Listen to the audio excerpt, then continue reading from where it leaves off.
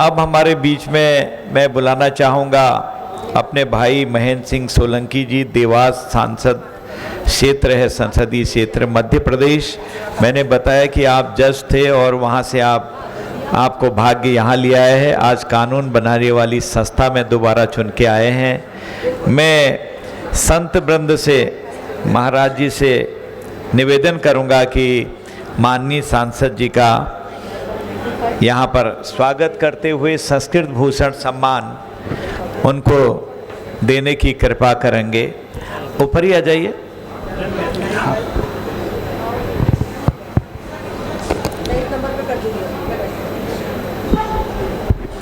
महेंद्र सिंह सोलंकी जी, सांसद देवास। आप जज थे और जुडिशरी का टेस्ट पास करने के बाद आप मजिस्ट्रेट, मुंसिफ मजिस्ट्रेट, सीजीएम वगैरह काफ़ी पदों पर रहे और उसके बाद भी आपने संस्कृत का प्रेम छोड़ा नहीं। संस्कृत को संस्कृति के द्वारा आगे बढ़ाने के लिए आप लगातार कार्यरत हैं। दोबारा चुन के आए हैं संसद में। बहुत बहुत बधाई, धन्यवाद।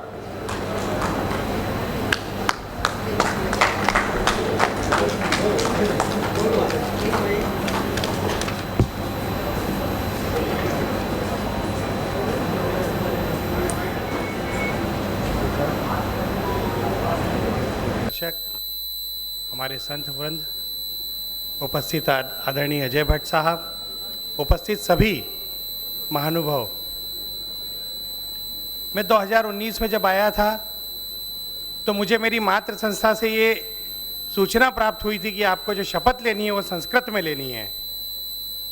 मेरे मन में उस समय कई प्रकार के प्रश्न आए और मुझे लगा कि भाई संस्कृत तो हमने केवल 6वीं तक पढ़ी थी, 8वीं तक पढ़ी थी, इसके बाद तो कभी संस्कृत पढ़ने का अवसर नहीं मिला। तो उन्हीं से फिर शपथ संस्कृत भाषा में बुलाई, तैयारी करी और संस्कृत में शपथ ली।